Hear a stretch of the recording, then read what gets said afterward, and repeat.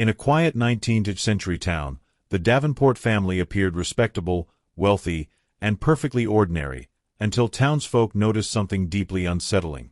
The couple had 9 children, each raised in the same grand house, yet none of them shared the Davenport name. Birth records listed 9 entirely different surnames, with no explanation as to why. Whispers spread quickly. Who were these children, and where had they really come from? At the edge of town, standing proudly against the backdrop of sprawling fields, was the Davenport estate, a grand brick manor framed by meticulously trimmed hedges and towering oaks. Its tall windows gleamed in the sunlight, and its wide stone steps invited visitors into a world that seemed both elegant and impenetrable. The Davenports were well known in the community, not for scandal or gossip, but for their impeccable manners and outward charm. Mr. and Mrs. Davenport hosted lavish dinners and generously donated to local schools and charities.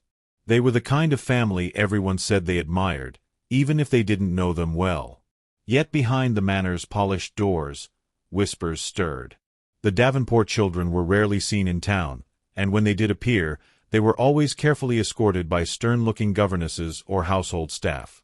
They were never allowed to speak to strangers, and some townsfolk found their silence unnerving, like children raised to obey, but never to question or connect. To the outside world, the Davenports were paragons of generosity and civility. Their name was associated with philanthropy, from sizable donations to the local schoolhouse to hosting elegant soirees in the manor's grand ballroom. Guests praised their impeccable hospitality, and newspapers often mentioned the couple's charitable efforts. But behind this polished veneer, the neighbors murmured different stories. As dusk fell, heavy carriages with frosted windows would arrive at the estate's gates, their occupants unknown. Doors were bolted tight, and lanterns flickered inside but rarely revealed figures in the windows. The sounds of footsteps and hushed voices echoed late into the night, unsettling those who lived nearby. Adding to the mystery was the revolving door of servants. Few stayed long at the Davenport estate. Many quit suddenly, leaving with vague explanations or no notice at all. Some whispered that the children's strict rules and strange routines unnerved even the most seasoned staff, while others hinted at something darker lurking within those walls. One of the earliest cracks in the Davenport family's carefully maintained image appeared in the town registry, a ledger meant to record births and deaths accurately. In 1875, a birth was officially registered under the Davenport household, but the surname next to the child's name was Harper, not Davenport. The midwife who attended the birth added another layer of mystery. She later confided to a local friend that the mother she had assisted was not Mrs. Davenport, but a woman who arrived at the estate in secrecy. She described the mother as pale and withdrawn, quickly whisked away after the delivery with no opportunity for anyone to question her or meet the infant. Officials at the registry noticed oddities beyond just the name. Mr. Davenport was known to pay unusually large fees to the clerks, officially as administrative costs, to keep the paperwork simple and avoid any complications. This practice raised suspicion among the town's record-keepers, who whispered about cover-ups and hidden truths beneath the family's polished exterior. As the years went on, the oddities surrounding the Davenport children grew harder to ignore. Each new birth registered under the Davenport household carried a different surname, names like Langley, Morrison, Finch, and others. No 2 children shared initials, birthplaces varied widely, and birthdates were spread out in puzzling ways that suggested the children had not all been born under the same roof, or even in the same town. Despite the swirling rumors and growing curiosity, attempts to question Mr. and Mrs. Davenport were always met with calm, polite refusals.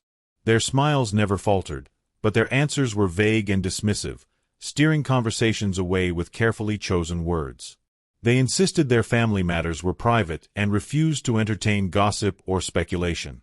The townsfolk were left to wonder, why would a single family raise 9 children, each with a different name and origin, all under one roof? And what secret were the Davenports hiding behind those locked doors?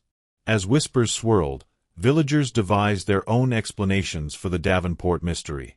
One widely accepted theory was that the family secretly adopted the children, rescuing them from unfortunate circumstances and giving them a better life away from poverty. This story, while hopeful, still left questions about the mismatched surnames and scattered birthplaces. More sinister rumors took root among those less convinced of charity. Some claimed the children were not adopted but taken, purchased, even, from poor families desperate to survive. These tales suggested the Davenports used their wealth to quietly acquire children, keeping their origins hidden to protect the family's reputation. But the darkest story of all was whispered in hushed tones, that the Davenports had made a pact, perhaps with an unknown entity or secret society, that demanded they raise children who were not truly theirs. Each child, some said, was part of a larger, unfathomable plan that bound the family to a shadowy fate beyond mortal understanding. Some of the most unsettling insights into the Davenport household came from former servants brave enough to share their experiences. One maid, who fled the estate after only a few months, told villagers she often heard the soft sobbing of children in the dead of night, children calling out for parents who bore names unlike Davenport. The cries were desperate, as if these children longed for families they had never truly known.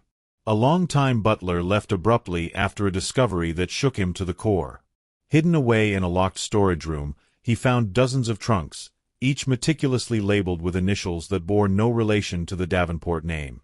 The contents were never fully revealed, but rumors suggested personal belongings of children who might have once lived in the house but had since vanished without a trace. Another staff member swore that the children were forbidden from looking into mirrors. It was said the rule was absolute. Any child caught gazing at their own reflection was swiftly reprimanded. Some believed this was an attempt to hide their true identities, or perhaps to shield them from something they were not meant to see. In 1889, the Davenport family's carefully guarded secrets began to unravel. One of the children, desperate for freedom, managed to escape the manor late one night. When apprehended by local authorities, the child gave a false name, yet under questioning, he revealed his true surname was not Davenport at all. Further investigation uncovered that the boy belonged to a family from a nearby town who had reported him missing months earlier. The reunion was bittersweet, as the child recounted life inside the Davenport estate. Strict rules, hidden truths, and a sense of being kept like a prisoner rather than a son. In the weeks that followed, the Davenports abruptly packed their belongings and left the village without a word to their neighbors. Their grand manor was abandoned, standing silent and empty, leaving behind only unanswered questions and whispers of a dark family legacy. Today, the Davenport Manor sits abandoned, its once grand halls left to crumble under layers of dust and creeping vines. Scattered throughout the empty rooms are forgotten relics of the past, old toys gathering dirt, tiny shoes arranged haphazardly as if children had vanished mid-play. Urban explorers who venture inside tell chilling tales. In the silence, they claim to hear faint voices echoing through the dark corridors, children reciting names that don't belong to the Davenport family, whispering secrets lost to time. Some have even reported strange sensations, as if unseen eyes were watching their every step.